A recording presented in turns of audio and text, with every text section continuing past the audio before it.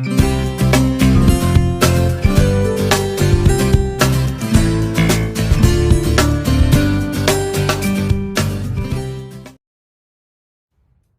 اللہ الرحمن الرحیم۔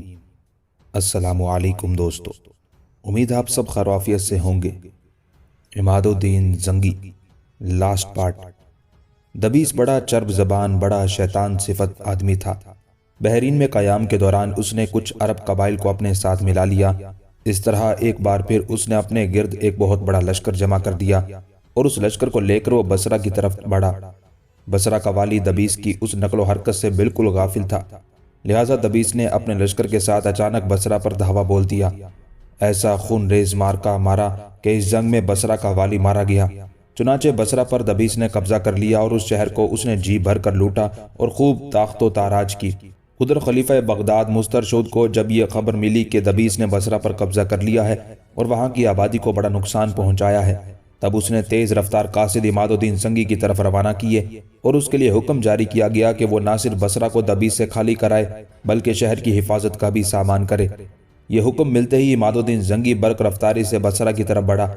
دبیس نے اپنے ارد گرد جو جنگجو قبائل کو جمع کر لیا تھا، عماد الدین زنگی ان پر حملہ آور ہوا اور اپنے پہلے حملے میں انہیں شکست دے کر منتشر کر دیا اور نہایت مستعدی اور تیزی کے ساتھ بصرہ پر قبضہ کر کے اس کی حفاظت کا سامان کرنے لگا۔ یہ عماد الدین زنگی کی طرف سے ایک بہترین اور انتہائی تیز کارروائی تھی۔ دبیس عماد الدین زنگی کا مقابلہ نہ کرنا چاہتا تھا، اس لیے کہ وہ عماد الدین زنگی کو جانتا تھا کہ اگر اس نے عماد الدین زنگی سے ٹکرانے کی کوشش کی تو عماد الدین زنگی نہ صرف اسے شکست دے گا بلکہ اس کا سر کاٹے بغیر نہیں ہٹے گا۔ لہٰذا جس وقت عماد الدین زنگی اپنے لشکر کے ساتھ بصرہ کی طرف بڑھا تو اس کے ہاتھوں دبیس شکست کھا کر مایوسی کے عالم میں عیسائیوں کے پاس چلا گیا۔ ان کے ساتھ ساز باز کی، ان سے مدد کی درخواست کی اور انہیں ساتھ ملا کر ایک بار پھر اس نے ایک کافی بڑا لشکر تیار کر لیا۔ اس لشکر کو لے کر وہ حلب کی طرف بڑھا۔ اس نے عیسائیوں کو یقین دلایا تھا کہ اگر حلب فتح ہوا تو وہ حلب شہر کو ان کے حوالے کر دے گا، لیکن حلب میں اس وقت مسلمانوں کا ایک خاصا بڑا لشکر تھا۔ جب نصرانی حلب پر حملہ آور ہوئے اور شہر کے اندر جو لشکر تھا اس نے جوابی کارروائی کی، تب عیسائی لشکر مایوس ہو گیا اور انہیں اپنی شکست کے آثار صاف دکھائی دینے لگے، لہٰذا وہ دبیس کا ساتھ چھوڑ کر واپس چلے گئے۔ اس مایوسی کے عالم میں دبیس نے پھر بھی اپنی شیطانی حرکتوں کو نہ چھوڑا، ساز باز اور سازشیں کرنے سے باز نہ آیا۔ اس نے جب دیکھا کہ کہیں بھی کامیابی کی امید دکھائی نہیں دیتی، تب اس نے سلطان سنجر کے بھتیجے اور سلطان محمود کے بھائی ملک تفرل کا رخ کیا۔ ملک تفرل اس وقت سامرا میں مقیم تھا، اس لیے کہ وہ سامرا اور زنجان کا والی تھا۔ دبیس نے بڑی تیز ترار طبیعت پائی تھی، بڑا باتونی اور چرب زبان تھا۔ اپنے انہی اوصاف سے کام لیتے ہوئے اس نے تفرل کو اپنے سانچے میں ڈال لیا اور اسے یہ لالچ دیا کہ اگر تفرل دبیس کا ساتھ دے تو وہ عراق پر اس کا قبضہ کرا دے گا۔ ملک تفرل نے پہلے تو دبیس کی عزت افزائی کی اور اسے اپنے خاص مصاحبوں میں شامل کر لیا۔ جب ملک تفرل کو دبیس نے بغاوت پر ابھارنا چاہا تب ملک تفرل نے اس سلسلے میں پس و پیش سے کام لیا۔ دبیس نے اسے یقین دلایا کہ وہ ہر صورت میں عراق پر اس کا قبضہ کرا دے گا، اس طرح وہ سلطان بن جائے گا اور اس کے نام کا خطبہ بغداد میں پڑھا جائے گا۔ تفرل اس کی باتوں میں آ گیا، اپنے لشکر کے ساتھ وہ حرکت میں آیا اور عراق کا رخ کیا۔ عراق کے شہر تقریت پر اس وقت ایک ایرانی بہروز والی تھا۔ اس نے تفرل اور دبیس کے ان ارادوں سے خلیفہ بغداد کو مطلع کر دیا، لہٰذا خلیفہ نے ان دونوں سرکشوں اور باغیوں سے نمٹنے کے لیے جنگ کی تیاریوں کا حکم دیا۔ اپنی تیاریاں مکمل کرنے کے بعد خلیفہ نے بغداد سے نکل کر شماسیہ میں اپنے لشکر کے ساتھ قیام کیا۔ جب تفرل کو خبر ہوئی کہ اس کا مقابلہ کرنے کے لیے خلیفہ بغداد سے نکل کھڑا ہوا ہے، تب اس نے خراسان کی طرف پیش قدمی شروع کی۔ اس کے اس اقدام سے ان علاقوں میں افراتفری اور طوائف الملوکی پھیل گئی۔ تفرل کے لشکری ہر جگہ غارت گری کرنے لگے۔ اس طرح آگے بڑھتے ہوئے دلوکا کے مقام پر تفرل نے اپنے لشکر کے ساتھ پڑاؤ کیا۔ ادھر خلیفہ بغداد بھی اپنے لشکر کے ساتھ اس کی طرف بڑھ رہا تھا اور وہ بھی دلوکا کا رخ کر رہا تھا۔ دبیس اور تفرل کو جب خلیفہ بغداد کی پیش قدمی کی خبر ہوئی تو دلوکا سے نکل کر ہارونیہ کی طرف چلے گئے۔ اس موقع پر تفرل اور دبیس میں یہ طے پایا کہ تفرل خلیفہ بغداد کا مقابلہ کرے، جبکہ لشکر کے ایک حصے کو لے کر دبیس بغداد کا رخ کرے گا اور بغداد پر قبضہ کر لے گا۔ لیکن ان دونوں کی یہ سازش خداوند قدوس نے ناکام بنا دی، اس لیے کہ انہی دنوں زور کی بارش ہوئی۔ اس بارش کی وجہ سے نہ صرف یہ کہ لشکریوں کی نقل و حرکت میں دشواری پیش آنے لگی، بلکہ ملک تفرل، جسے دبیس نے اپنے ساتھ ملا کر نئی سازش کھڑی کرنے کی کوشش کی تھی، شدید اور سخت بخار میں مبتلا ہو گیا۔ ادھر دبیس اپنے حصے کے لشکر کے ساتھ بغداد پر قبضہ کرنے کے لیے گرتا پڑتا نہروان کے مقام پر پہنچا۔ یہاں اس کی اور اس کے لشکریوں کی بھوک کے مارے بری حالت ہو گئی تھی، اور اس لیے کہ لشکر میں کھانے پینے کی کوئی چیز نہ رہی تھی۔ اتفاق سے اسی دن بغداد کی طرف سے چند اونٹ آئے جن پر کپڑے کے علاوہ مختلف قسم کے کھانے پینے کی اشیاء لدی ہوئی تھی۔ یہ سارا سامان خلیفہ بغداد کے لشکر کی طرف جا رہا تھا۔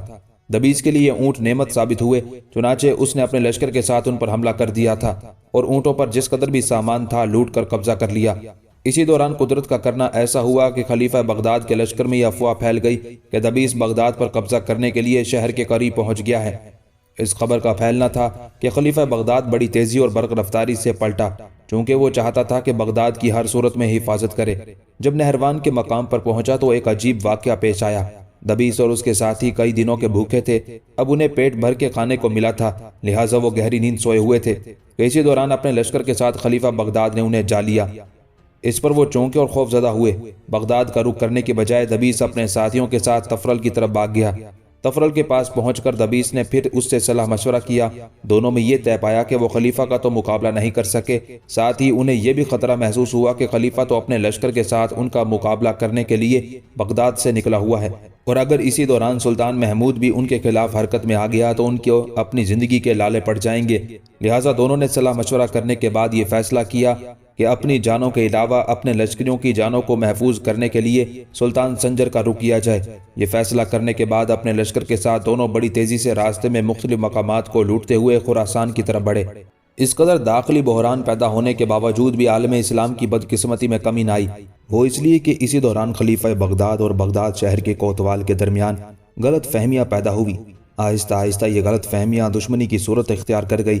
اب کوتوال کو یہ خطرہ رہنے لگا کہ کہیں خلیفہ اس کا خاتمہ ہی نہ کر دے، لہٰذا وہ بغداد سے بھاگ کر ہمدان میں سلطان محمود کے پاس چلا گیا۔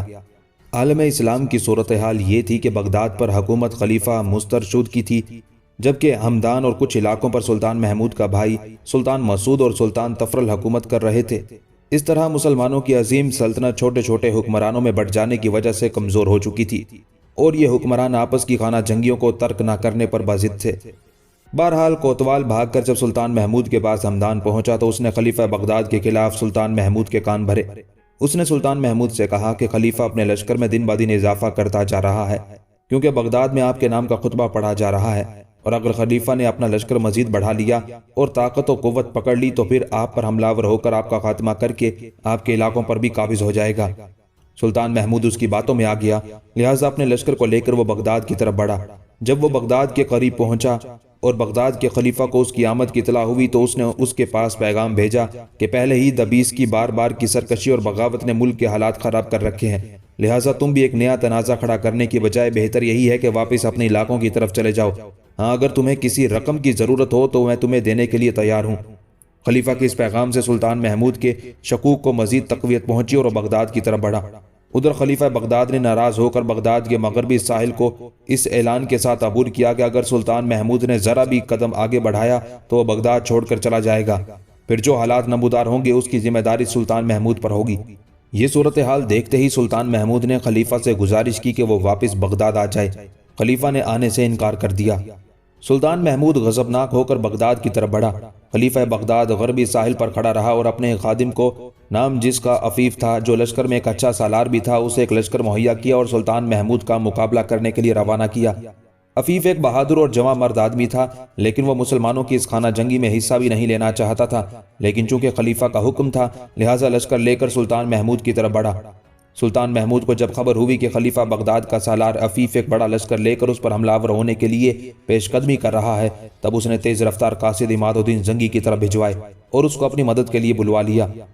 سلطان محمود کی بات مانتے ہوئے عماد الدین زنگی کو آنا پڑا، اس لیے کہ اس کا علاقہ ایسی جگہ تھا اگر وہ انکار کرتا تو پھر چاروں طرف سے وہ اپنے دشمنوں میں گر جاتا۔ چنانچہ وہ لشکر لے کر آیا اور سلطان محمود کے کہنے پر عفیف سے ٹکرایا۔ یہ ایک ہولناک اور خوفناک جنگ تھی جس کے نتیجے میں عماد الدین زنگی کے ہاتھوں عفیف کو شکست ہوئی اور وہ بھاگ کھڑا ہوا۔ عفیف شکست کھا کر پھر خلیفہ بغداد کے پاس پہنچا، لہٰذا شکست کا سن کر خلیفہ بغداد شہر میں گھس گیا اور شہر کے سارے دروازے اس نے بند کر لیے۔ یہ صورتحال دیکھتے ہوئے بغداد کے لوگوں میں ایک اشتعال پیدا ہو گیا کہ مسلمان کیوں آپس میں لڑ رہے ہیں۔ دوسری طرف خلیفہ بغداد کو بڑا دکھ تھا کہ اس کے سالار عفیف کو عماد الدین زنگی کے ہاتھوں بدترین شکست کا سامنا کرنا پڑ رہا ہے۔ اس نے اس شکست کا انتقام لینے کا ارادہ کر لیا تھا۔ لشکر اس نے تیار کیا، دریائے دجلہ پر پل بنانے کا حکم دیا اور اپنے لشکر کے ساتھ پل کو عبور کر کے وہ آگے بڑھا۔ دوسری طرف سلطان محمود کے بلانے پر عماد الدین زنگی اپنا لشکر لے کر آ تو گیا تھا، لیکن وہ نہیں چاہتا تھا کہ مسلمان قوتیں آپس میں ٹکرائیں، لہٰذا اس موقع پر اس نے جنگ کو ٹالنے کے لیے ایک بہترین قدم اٹھایا تھا۔ اس نے اپنے لشکر کے ساتھ دریا اور خشکی کو گھیر لیا۔ اس طرح اس نے خلیفہ بغداد اور سلطان محمود کے درمیان حائل ہوتے ہوئے ایک طرح سے ان کو ٹکرانے سے بچا لیا۔ اس موقع پر اس کی ان حرکات کو دیکھتے ہوئے سلطان محمود اور خلیفہ بغداد کو اپنی ذمہ داری کا احساس ہوا اور کچھ سالاروں نے، جس میں عماد الدین زنگی بھی شامل تھا، بیچ میں پڑھ کر دونوں میں صلح کرا دی۔ اس طرح سلطان محمود اپنے لشکر کے ساتھ پھر ہمدان کی طرف چلا گیا، لیکن خلیفہ بغداد کے دل میں یہ ناراضگی اور غصہ ضرور تھا کہ عماد الدین زنگی سلطان محمود کی مدد کے لیے کیوں آیا۔ دوسری طرف دبیس ایسا لالچی اور حریص شخص تھا، اس نے جب دیکھا کہ سلطان سنجر کے پاس اس کی دال نہیں گل رہی، تو جب سلطان محمود اور خلیفہ بغداد کے درمیان صلح ہو گئی تو وہ بڑی تیزی سے سلطان محمود کی خدمت میں حاضر ہوا اور اس سے گزارش کی کہ وہ خلیفہ بغداد سے اسے معافی دلا دے اور اسے کسی علاقے کی حاکمیت دلا دے۔ سلطان محمود اس پر تیار ہو گیا، دبیس کو لے کر خلیفہ بغداد کی خدمت میں حاضر ہوا اور خلیفہ بغداد سے گزارش کی کہ دبیس کی گزشتہ کوتاہیوں اور غلطیوں کو معاف کر دیا جائے۔ دبیس اس سے پہلے ہلا شہر کا حاکم ہوا کرتا تھا۔ جب دبیس خلیفہ بغداد کی خدمت میں حاضر ہوا تو خلیفہ بغداد نے سلطان محمود سے کہا کہ میں اسے معاف کرنے کے لیے تیار ہوں، لیکن اسے ہلا کی بجائے کسی اور شہر کا حاکم اور والی مقرر کر دیا جائے۔ اس موقع پر دبیس نے پھر عیاری اور مکاری سے کام لیا۔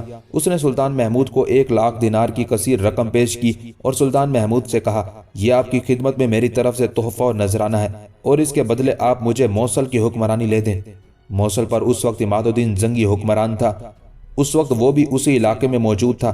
اسے جب ان حالات کی خبر ہوئی تو وہ بھی اس سلسلے میں سلطان محمود سے ملا۔ اس طرح اس ملاقات سے دبیس کی جو سازش تھی وہ ناکام ہو گئی۔ حالات کی بدقسمتی کے سلطان محمود واپس مڑا، ہمدان کا رخ کیا۔ دبیس اس کے ساتھ تھا۔ ہمدان پہنچ کر سلطان محمود بیمار ہوا اور اسی بیماری سے فوت ہو گیا۔ اس کے وفات پانے پر دبیس پھر عیاری اور دھوکہ دہی پر اتر آیا۔ ایک بار پھر سلطان سنجر کے پاس بھاگ گیا اور اسے اکسانے لگا کہ اس کا بھتیجا سلطان محمود چونکہ انتقال کر چکا ہے، لہٰذا اس کے علاقوں پر حکمرانی کرنے کا اسے حق حاصل ہے۔ ادھر سلطان محمود کے بعد ہمدان میں اس کا بیٹا سلطان داؤد تخت نشین ہوا۔ سلطان محمود کے مرنے سے حالات پھر خراب ہو گئے اور اس کے بھائی اس کے علاقوں پر قبضہ کرنے کے لیے ہاتھ پاؤں مارنے لگے۔ ان میں سب سے آگے اس کا بھائی ملک مسعود تھا۔ جب ملک مسعود سلطان محمود کے بیٹے کے علاقوں کی طرف بڑھا تو داؤد نے اپنے چھوٹے بھائی سلجوق کو مسعود کا مقابلہ کرنے کے لیے روانہ کیا۔ ساتھ ہی سلجوق اور داؤد دونوں بھائیوں نے خلیفہ بغداد کو بھی اپنے ساتھ ملا لیا۔ اس موقع پر ملک مسعود نے خیال کیا کہ اب جب کہ خلیفہ بغداد بھی اس کے خلاف ہے، سلجوق اور داؤد دونوں بھائی بھی اس کے خلاف ایک خاصا لشکر تیار کر چکے ہیں، تب اس نے اپنی مدد کے لیے عماد الدین زنگی کو اپنے ساتھ ملا لیا۔ زنگی بیچارہ کیا نہ کرتا، وہ اس خانہ جنگی میں الجھنے پر مجبور تھا، چونکہ اس کا علاقہ اس جگہ پر تھا جہاں چاروں طرف خانہ جنگی ہو رہی تھی، اور اگر وہ اس میں حصہ نہ لیتا تو اسے موصل کی حکمرانی سے بھی محروم ہو جانا پڑتا۔ بہرحال عماد الدین لشکر لے کر نکلا۔ دریائے دجلہ کے کنارے ہولناک جنگ ہوئی۔ اس جنگ میں ملک مسعود کو شکست کا سامنا کرنا پڑا۔ عماد الدین زنگی چونکہ نہ چاہتے ہوئے بھی ملک مسعود کا ساتھ دے رہا تھا، اور جب اس نے دیکھا کہ شکست کے آثار صاف ہو گئے ہیں تب وہ اپنے لشکر کو لے کر موصل کی طرف بھاگا، لیکن خلیفہ بغداد اور ملک سلجوق کے ایک لشکر نے اس کا تعاقب کیا۔ یہی وہ موقع تھا جب عماد الدین زنگی اپنے لشکر کے ساتھ بھاگتا ہوا تقریت شہر کے قریب آیا، جس کا حاکم سلطان صلاح الدین ایوبی کا باپ نجم الدین ایوب تھا۔ یہی وہ موقع تھا جب نجم الدین ایوب نے دریا کو پار کرنے کے لیے سلطان عماد الدین زنگی کو کشتیاں مہیا کی تھی، اور یہی کشتیاں مہیا کرنے کی پاداش میں جب خلیفہ کی طرف سے نجم الدین ایوب کو تقریت کی حاکمیت سے برخاست کر دیا گیا، تب نجم الدین ایوب نے موصل کا رخ کیا۔ سلطان عماد الدین زنگی کی خدمت میں حاضر ہوا، جس نے اس کی قدردانی کی، جس کی وجہ سے خود اس نے اس کے بھائی شیر خوا اور بیٹے صلاح الدین نے آنے والے دور میں خوب ترقی کی۔ سلجوقی شہزادوں کی اس خانہ جنگی نے عالم اسلام کی حالت عجیب سی کر دی تھی۔ ہر کوئی دوسرے کے علاقوں پر حملہ آور ہونا اپنا حق خیال کرنے لگا تھا۔ پرانے لوگوں میں صرف سلطان سنجر ایسا تھا جو ابھی تک زندہ تھا، باقی سب علاقوں پر اس کے بھتیجے حکمرانی کر رہے تھے۔ سلطان سنجر ایک سنجیدہ انسان تھا، وہ نہیں چاہتا تھا کہ عالم اسلام میں اس طرح کی خانہ جنگی رہے۔ ان حالات کو دیکھتے ہوئے سلطان سنجر اپنے لشکر کے ساتھ خراسان سے نکلا۔ وہ چاہتا تھا کہ حالات پر گرفت کر کے عالم اسلام کی اس خانہ جنگی کو ختم کرے۔ اسی دوران خلیفہ بغداد مسترشد نے ایک اور انتہائی غیر ذمہ داری کا مظاہرہ کیا۔ ایک لڑائی میں چونکہ عماد الدین زنگی نے اس کے لشکر کو شکست دی تھی، لہٰذا اس نے ایک بہت بڑا لشکر تیار کیا اور عماد الدین زنگی سے انتقام لینے کے لیے موصل کا رخ کیا۔ عماد الدین زنگی کے مخبر بھی بڑی تیزی سے کام کر رہے تھے۔ انہوں نے صورتحال سے عماد الدین زنگی کو آگاہ کر دیا اور یہ بھی اطلاع کر دی کہ جس قدر لشکر عماد الدین زنگی کے پاس موجود ہے، اس سے کئی گنا بڑا لشکر خلیفہ بغداد لے کر موصل پر حملہ آور ہونے کے لیے آ رہا ہے۔ ان حالات نے سلطان عماد الدین زنگی کو بڑا پریشان کیا۔ وہ خانہ جنگی سے جتنی جان چھڑانا چاہتا تھا، حالات اسے اتنا ہی اندر گھسیٹ رہے تھے۔ وہ چاہتا تھا کہ یورپ اور مقامی نصرانیوں نے مسلمانوں کے جن علاقوں پر قبضہ کر لیا ہے وہ واپس لے، صلیبیوں کے خلاف حرکت میں آئے، لیکن عالم اسلام کی خانہ جنگی اسے وہ نہیں کرنے دے رہی تھی جو کچھ وہ کرنا چاہتا تھا۔ اب جس وقت خلیفہ بغداد نے غیر ذمہ داری کا مظاہرہ کرتے ہوئے اپنے لشکر کے ساتھ موصل کا رخ کیا، اس موقع پر عماد الدین زنگی نے بڑی دانش مندی اور بڑی فراست کا مظاہرہ کیا۔ جس قدر لشکر اس کے پاس تھا، اس نے اس کے دو حصے کر دیے۔ ایک حصہ اس نے اپنے سالار نصیر الدین کی سرکردگی میں دیا اور اسے شہر کے اندر قیام کرنے کا حکم دیا، اور اسے یہ بھی کہا کہ جب خلیفہ بغداد حملہ آور ہو تو وہ شہر کے اندر رہ کر اس کی مدافعت کرے۔ باقی حصے کے ساتھ وہ شہر سے باہر نکل جائے گا اور باہر ہی باہر رہتے ہوئے خلیفہ بغداد پر حملہ آور ہوگا اور کبھی اس پر شب خون مارے گا تاکہ اسے واپس بغداد جانے پر مجبور کر دے۔ اس موقع پر عماد الدین زنگی کی خوش قسمتی کہ سلطان سنجر بھی اپنے لشکر کے ساتھ ادھر آن نکلا۔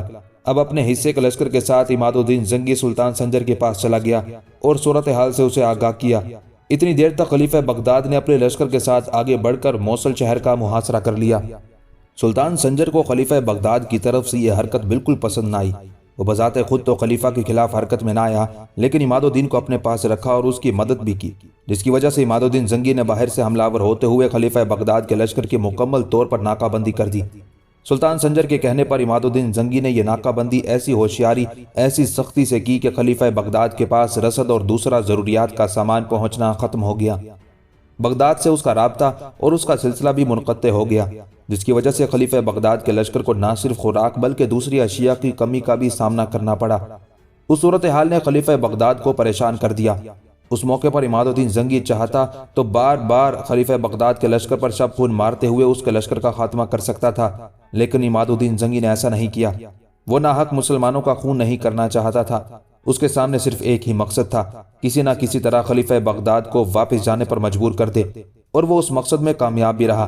جب اس نے چاروں طرف سے خلیفہ بغداد کے لشکر کی ناکہ بندی کر دی، انہیں کہیں سے بھی کوئی چیز حاصل نہ کرنے دی، تب خلیفہ بغداد کے لشکر میں قحط برپا ہو گیا، اور قحط کی اس حالت سے پریشان ہو کر خلیفہ بغداد اپنے لشکر کے ساتھ موصل کا محاصرہ ترک کر کے بغداد کی طرف چلا گیا۔ عالم اسلام کے یہی حالات تھے، یہی وہ خانہ جنگیاں تھیں جن کی وجہ سے 10 سال تک یعنی اسارب اور حارم کو فتح کرنے کے بعد عماد الدین زنگی کو عالم اسلام کی اندرونی لڑائیوں اور خانہ جنگیوں میں حصہ لینا پڑا اور وہ صلیبیوں پر حملہ آور نہ ہو سکا۔ اب جبکہ خلیفہ بغداد موصل کا محاصرہ ترک کر کے بغداد کی طرف چلا گیا اور خانہ جنگیوں کا خاتمہ ہوتا دکھائی دیا، تب سلطان سنجر بھی کسی قدر مطمئن ہو گیا اور اپنے لشکر کے ساتھ خراسان چلا گیا، جبکہ عماد الدین زنگی موصل آ کر پھر اپنی جنگی تیاریوں میں مصروف ہو گیا۔ بڑی تیزی سے اپنے لشکر کی تعداد بھی بڑھانے لگا۔ اب اس نے پھر ارادہ کر لیا کہ خانہ جنگیوں سے جان چھوٹنے کے بعد ایک بار پھر وہ پہلے کی طرح صلیبیوں پر ضرب لگائے گا۔ عماد الدین زنگی نے ہجری 524 میں صلیبیوں سے اسارب شہر واپس لیا تھا، پھر وہ حرم پر حملہ آور ہوا تھا۔ اس کے بعد وہ لگاتار لگ بھگ 10 سال تک عالم اسلام کی خانہ جنگیوں میں پھنسا رہا اور اسے صلیبیوں کے خلاف کوئی قدم اٹھانے کا موقع ہی نہ ملا۔ اس طرح 524 ہجری سے لے کر 534 ہجری تک عماد الدین زنگی جب عالم اسلام کی خانہ جنگیوں میں پھنسا رہا تو ان خانہ جنگیوں نے عالم اسلام کی طاقت اور قوت کو کمزور کر کے رکھ دیا، اور یورپ کے نصرانیوں نے عالم اسلام کی اس کمزوری سے پھر فائدہ اٹھانے کا ارادہ کر لیا۔ گو مسلمانوں کی خانہ جنگی اب ختم ہو چکی تھی اور عماد الدین زنگی پھر سے اپنے لشکر کو استوار کر رہا تھا، جنگی تیاریوں میں مصروف تھا، کیونکہ وہ دشمن پر بھرپور ضرب لگاتے ہوئے ان سے مسلمانوں کے علاقے واپس لینا چاہتا تھا۔ جن دنوں عماد الدین زنگی خانہ جنگی میں الجھا ہوا تھا، یورپ والوں نے پھر مسلمانوں کے خلاف صلیبی جنگیں شروع کرنے کا اعلان کر دیا۔ اس کے لیے ان کے پاس 2 وجوہات تھی۔ پہلی یہ کہ عماد الدین زنگی نے ان کے 2 شہروں اسارب اور حارم پر حملہ کیا تھا اور یہ ان کے مضبوط گڑھ تھے۔ عماد الدین زنگی کے حملے کا انہیں بڑا دکھ اور غم تھا۔ صلیبی جنگ کی ابتدا کرنے کی دوسری بڑی وجہ یہ تھی کہ یورپ والے سمجھنے لگے تھے کہ مسلمان آپس کی خانہ جنگی میں الجھے ہوئے ہیں، ایک حکمران دوسرے حکمران کے علاقے پر حملہ آور ہو کر اس کے علاقے کو حاصل کرنے کے در پہ ہے۔ بغداد کی خلافت کمزور ہو چکی ہے، لہٰذا اس موقع پر اگر مسلمانوں پر حملہ آور ہوا جائے تو ان سے کئی علاقے چھینے جا سکتے ہیں۔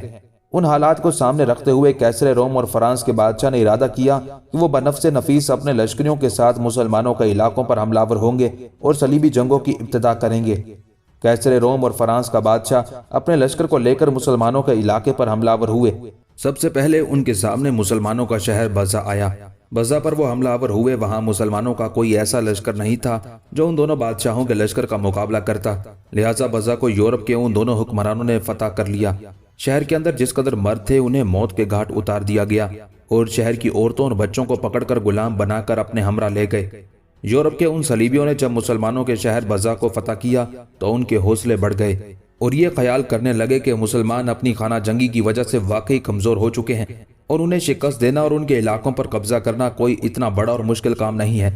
ان حالات کے تحت بزا شہر کو فتح کرنے اور اس پر قبضہ کرنے کے بعد یورپ کے اس لشکر نے پھر پیش قدمی کی اور 17 شعبان 534 ہجری کو انہوں نے آگے بڑھ کر مسلمانوں کے ایک اور شہر کا محاصرہ کر لیا۔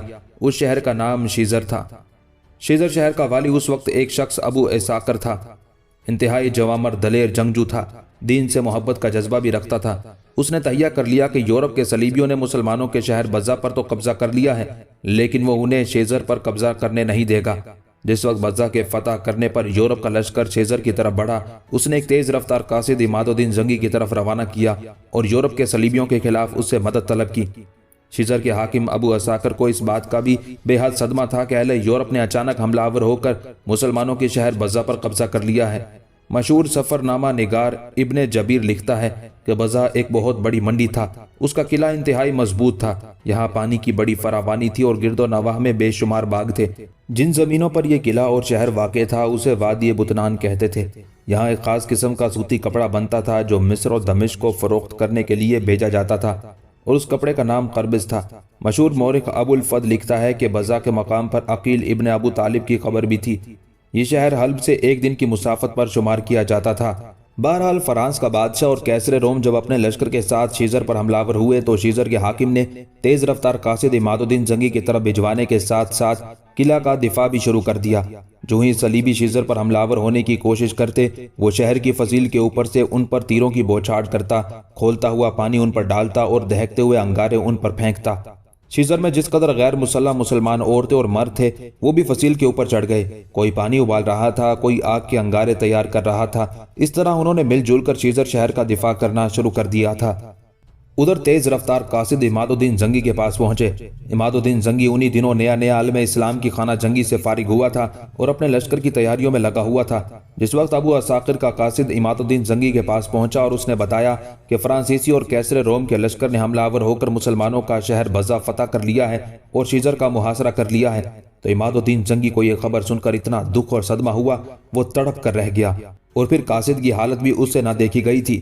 قاصد ایک معمر شخص تھا۔ جب وہ عماد الدین زنگی کے سامنے پیش ہوا تو لگاتار تیزی سے سفر کرتے ہوئے اس کا امامہ اس کی داڑھی پر گرد جمی ہوئی تھی، اور جس وقت وہ فتح ہو جانے والے شہر بزا اور محاصرہ کیے جانے والے شہر شیزر کی داستان عماد الدین زنگی سے کہہ رہا تھا، اس وقت اس کی آنکھوں سے آنسو روا ہو گئے تھے اور گرد سے اٹی ہوئی اس کی داڑھی بھیگنے لگی تھی۔ یہ صورتحال عماد الدین زنگی کے لیے ناقابل برداشت تھی۔ آنے والا وہ بیچارہ قاصد جب بزا شہر کی تباہی اور شیزر کے محاصرے کی داستان سنا چکا تب کھولتے ہوئے لہجے میں عماد الدین زنگی بول اٹھا، میرے عزیز میں جانتا ہوں تو لگاتار سفر کرتے ہوئے تھک چکا ہوگا۔ جو صورتحال تم نے بتائی ہے اس کے تحت میں وقت ضائع نہیں کرنا چاہتا۔ میں اپنے لشکر کے ساتھ آج ہی یہاں سے شیزر کا رخ کروں گا۔ تم یہاں موصل میں قیام کر کے کچھ دن آرام کرو، اس کے بعد شیزر کی طرف روانہ ہو جانا۔ عماد الدین زنگی کے الفاظ سن کر وہ قاصد خوشی و مسرت اور اطمینان و آسودگی میں کھل اٹھا تھا۔ جہاں تھوڑی دیر پہلے اس کی آنکھوں میں آنسو تھے وہاں اب خوشی کے دیے جل اٹھے تھے اور لبوں پر مسکراہٹ تھی، اور عماد الدین زنگی کو مخاطب کر کے کہنے لگا، عالم اسلام کے مہربان و مربی سلطان، آپ نے جو الفاظ ادا کیے ہیں خدا کی قسم انہوں نے میری تھکاوٹ دور کر دی ہے۔ اب میں بالکل تازہ دم ہوں اور آپ کے ساتھ آپ کے لشکر میں سفر کرنے کے لیے تیار ہوں، کیونکہ میں یہ چاہتا ہوں کہ آپ مجھے کوئی پیغام دیں اور میں آپ کے لشکر سے پہلے ہی روانہ ہو کر آپ کا وہ پیغام خوشخبری کی صورت میں ابو اساکر سے بیان کروں۔ عماد الدین زنگی اس کے ان الفاظ سے بے حد خوش ہوا اور کہنے لگا، اگر یہ بات ہے تو پھر تم میری روانگی سے پہلے اساکر کی طرف کوچ کر جاؤ، اسے میری طرف سے کہنا جہاں اس نے صلیبی سیلاب کے سامنے اتنے دن مضبوطی سے بند باندھے رکھا ہے اور شیزر شہر انہیں فتح نہیں کرنے دیا، وہاں کچھ دیر اور مزاحمت جاری رکھے۔ خداوند قدوس نے چاہا تو آنے والی شب کو میں شیزر کے نواح میں ہوں گا۔ میری طرف سے ابو عساکر کو کہنا آنے والی شب کو شیزر شہر کے نواح میں دھیان رکھے، رات کے وقت میری طرف سے فضا کے اندر جلتے ہوئے پروں کا تیر بلند کیا جائے گا۔ یہ میری ابو عساکر کے لیے نشانی ہوگی کہ میں وہاں پہنچ چکا ہوں، اور پہنچتے ہی میں صلیبیوں پر حملہ آور ہو جاؤں گا، لہٰذا ابو عساکر بھی اپنے لشکر کے ساتھ شہر سے باہر نکل کر ان پر حملہ آور ہو جائے۔ اس دو طرفہ حملے سے صلیبیوں کی جو حالت ہوگی دنیا دیکھے گی۔ عماد الدین زنگی کا یہ جواب اور پیغام سن کر قاصد کی خوشی کی کوئی انتہا نہ تھی۔ وہ اسی وقت موصل سے شیزر کی طرف روانہ ہو گیا، اور جو الفاظ عماد الدین زنگی نے کہے تھے وہ اس نے جا کر ابو عساکر سے کہہ دیے تھے۔ عماد الدین زنگی کی طرف سے پیام ملنے کے بعد ابن عساکر اور اس کے لشکریوں کے حوصلے اور ولولے مزید مضبوط اور مستحکم اور جوان ہو گئے تھے، اور انہوں نے پہلے کی نسبت زیادہ تیزی کے ساتھ حملے شروع کر دیے تھے۔ وہ رات بڑی تاریک اور ہولناک تھی۔ صلیبی رات کے وقت بھی وقفے سے شیزر شہر کی فصیل پر حملہ آور ہو رہے تھے، جبکہ ابو عساکر اپنے مختصر لشکر کے ساتھ شیزر شہر کا دفاع کر رہا تھا۔ شیزر مسلمانوں کا ایک مشہور شہر اور قلعہ تھا، اور یہ دریائے آسی کے کنارے واقع تھا۔ مورخ ابو الفضل لکھتا ہے کہ شیزر ایک انتہائی مضبوط اور مستحکم قلعہ ہے۔ اس کے شمال سے دریائے آسی گزرتا ہے اور تھوڑے ہی فاصلے پر ایک پشتے پر سے تقریباً 10 ہاتھ نیچے گرتا ہے۔ شیزر شہر اور قلعے کے اندر بے شمار درخت اور انگنت میوہ جات کے باغات ہیں۔ یہاں کا انار خصوصیت کے ساتھ مشہور تھا۔ شیزر شہر کا فاصلہ ہم شہر سے 33 میل اور انطاکیہ سے 36 میل کے فاصلے پر تھا۔ اس کی شہر پناہ یعنی فصیل دھوپ سے پکی اینٹوں سے بنی ہوئی تھی، اور اس میں 3 دروازے تھے۔ ابو عساکر کو اب بڑی بے چینی سے عماد الدین زنگی کا انتظار تھا۔ جہاں وہ خود فصیل پر موجود رہتے ہوئے صلیبیوں کے حملوں کی روک تھام کر رہا تھا، وہاں اس کی نگاہیں شیزر شہر کے نواح پر بھی جمی ہوئی تھی۔ اسے اس فضا میں بلند ہونے والے تیر کا انتظار تھا جو عماد الدین زنگی کی آمد کی نشانی تھی۔ اسے زیادہ دیر مایوسی کا شکار نہ ہونا پڑا۔ اچانک وہ خوشی سے اچھل پڑا، اس لیے کہ اس کے سامنے جلتے ہوئے پروں کا تیر فضا میں بلند ہوا تھا، جس کا مطلب تھا کہ عماد الدین زنگی اپنے لشکر کے ساتھ پہنچ چکا ہے۔ پھر جو کمال کی بات تھی وہ یہ کہ جو ہی جلتے پروں کا تیر فضا میں بلند ہوا، اس کے ساتھ ہی زمین کا سینہ چیر دینے والے اور فضاؤں کے جگر میں شگاف کر دینے والے انداز میں رات کی گہری تاریکی میں اللہ اکبر کی صدائیں بلند ہوئی۔ یہ صدائیں عماد الدین زنگی کے لشکر میں بلند ہوئی تھی، اور اس کے ساتھ تکبیریں بلند کرتا ہوا عماد الدین زنگی صلیبیوں کے لشکر پر حملہ آور ہو گیا تھا۔ جب عماد الدین زنگی دشمن پر حملہ آور ہوا تو ابو عساکر طوفانی انداز میں بھاگتے ہوئے فصیل کے نیچے اترا۔ عماد الدین زنگی کی آمد سے پہلے ہی اس نے اپنے لشکر کے 2 حصے کر رکھے تھے۔ ایک حصے کی اس نے ڈیوٹی لگائی کہ فصیل پر چڑھنے کی کوئی کوشش کرے تو دفاع کیا جا سکے، جبکہ لشکر کے دوسرے حصے کے ساتھ وہ شہر پناہ کے دروازے سے نکلا اور صلیبیوں کے ایک پہلو پر حملہ آور ہو گیا۔ عماد الدین نے صلیبیوں پر حملہ آور ہوتے ہی بڑی تیزی سے ان کا قتل عام کرتے ہوئے ان کے لشکر کی تعداد کم کرنا شروع کر دی تھی۔ حملہ آور فرانسیسی اور رومن یہ امید بھی نہیں کر سکتے تھے کہ رات کی گہری تاریکی میں اچانک مسلمانوں کا کوئی لشکر ان پر حملہ آور ہوگا اور ان کی کامیابی پر پانی پھیرتا ہوا اسے شکست سے دوچار کرنے کی کوشش کرے گا۔ قسطنطنیہ سے آنے والا کیسر روم کا لشکر اور فرانس سے آنے والے لشکری بزا شہر فتح کرنے کے بعد یہ امید لگائے بیٹھے تھے کہ اب ان کے سامنے مسلمانوں کا کوئی شہر بھی محفوظ نہیں رہے گا۔ وہ اس لیے کہ مسلمانوں کے اکثر حکمران آپس کی خانہ جنگی میں مصروف رہے تھے اور انہیں اتنی فرصت ہی نہ ملے گی کہ ان کے حملوں کو روکیں۔ لیکن جب رات کے وقت اچانک عماد الدین زنگی بند توڑنے والے سیلاب کی طرح ان پر ٹوٹ پڑا، تب ان کے اوسان خطا ہو گئے، اور انہوں نے جو مسلمانوں کے اندر دور تک حملہ آور ہونے کا منصوبہ بنایا تھا وہ منصوبہ انہیں خاک میں ملتا ہوا صاف دکھائی دے رہا تھا۔ رات کی تاریکی میں ایک طرف سے عماد الدین، دوسری طرف سے ابو عساکر نے صلیبیوں کا خوب قتل عام کیا، انہیں بدترین شکست دی۔ اس طرح عماد الدین زنگی اور ابو عساکر کے ہاتھوں شکست اٹھانے کے بعد صلیبی لشکر اپنی جان بچاتا ہوا جس طرف سے آیا تھا ادھر ہی بھاگ گیا۔ شیزر سے صلیبیوں کے لشکر کے بھاگنے کے بعد عماد الدین نے صلیبیوں کے شہر ارکا کا رخ کیا۔ یہ شہر اور قلعہ طرابلس کے حکمران کاؤنٹ آف ٹریپولی کے تحت تھا۔ یہ سمندر سے 3 میل کے فاصلے پر تھا۔ کہتے ہیں یہ پہاڑیوں کے دامن میں خوبصورت شہر تھا۔ پہاڑیاں کوئی زیادہ بلند نہیں تھی، ایک خوش نما اور بارونق شہر تھا۔ آبادی کی وسط میں اس کا مضبوط قلعہ تھا۔ اس کے باشندے دولت مند تھے۔ شہر میں پینے کا پانی نالیوں کے ذریعے ایک ندی سے لایا جاتا تھا۔ اس بنا پر وہ شہر سرسبز تھا۔ اس میں میوہ دار درختوں کی بہتات تھی۔ اس شہر کے مکانات چونے اور مٹی سے بنے ہوئے تھے۔ یہ طرابلس شہر سے 12 میل کے فاصلے پر واقع تھا اور یہاں سے مشہور و معروف شہر بالبک 26 میل کے فاصلے پر تھا۔ اس شہر کا ذکر توریت میں بھی آتا ہے۔ مسلمان اسے ارکا کہتے تھے جبکہ صلیبی اسے آرکیڈوس کے نام سے یاد کیا کرتے تھے۔ بہرحال شیزر سے صلیبیوں کو بھگانے کے بعد عماد الدین نے عیسائیوں کے اس شہر کا رخ کیا اور وہاں پہنچتے ہی زور کا حملہ کیا کہ شہر اور قلعے کے اندر عیسائیوں کا جو لشکر تھا اسے تہہ تیک کر دیا، اور جب تک طرابلس کا عیسائی حکمران کاؤنٹ آف ٹریپولی جس کا یہ شہر تھا اسے بچانے کے لیے پہنچتا۔ اس وقت تک عماد الدین نے اسے فتح کر کے جس قدر اس کا وہاں محافظ لشکر تھا اس کا خاتمہ کر کے شہر اور قلعے دونوں کو اس نے تباہ و برباد اور مسمار کر کے زمین کے برابر کر دیا تھا، تاکہ آنے والے دنوں میں کوئی بھی صلیبی لشکر وہاں قیام کر کے مسلمانوں کے خلاف کارروائیاں نہ کر سکے۔ ارکا کو تباہ و برباد کرنے کے بعد اور اس کے اندر جو صلیبیوں کا لشکر تھا اس کا خاتمہ کر کے عماد الدین زنگیہ بالبک شہر کی طرف بڑھا۔ یہ بھی ان دنوں صلیبیوں کے قبضے میں تھا۔ بالبک عرصے شام کے نفیس ترین شہروں میں شمار ہوتا تھا۔ اس میں پتھر کی بنی نہایت شاندار عمارتیں تھیں اور ایک عجیب و غریب چشمہ تھا۔ اسی چشمے کا پانی نالیوں کے ذریعے شہر میں استعمال کے لیے پہنچایا جاتا تھا۔ ایک مورخ مسعودی لکھتا ہے کہ بالبک ایک سرسبز شہر تھا اور اس کے اندر بول دیوتا کا مندر تھا۔ یہ یونانیوں کا دیوتا تھا۔ قدیم یونانیوں نے اس مقام کو جو جبل لبنان اور جبل سیزر کے درمیان واقع تھا اور جسے آپ بالبک کہتے ہیں، بتوں کے واسطے بہترین جگہ سمجھ کر یہاں ایک مندر کی تعمیر کی تھی۔ بالبک میں جو یونانیوں کا مندر تھا کہتے ہیں اس میں 2 عمارتیں تھیں، ایک بڑی دوسری چھوٹی، اور دونوں میں سنگ تراشی کے عجیب نمونے نظر آتے تھے۔ ایک دوسرا مورخ مقدسی لکھتا ہے کہ بالبک قدیم اور قلعہ بند مقام تھا، یہاں انگور کثرت سے ہوتا تھا۔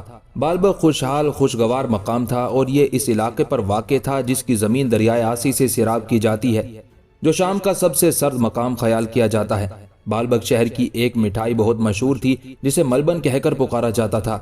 ایک تیسرا مورخ ادریسی بالبک شہر کے متعلق لکھتا ہے کہ بالبک پہاڑ کے پہلو میں ایک قلعہ بند شہر تھا۔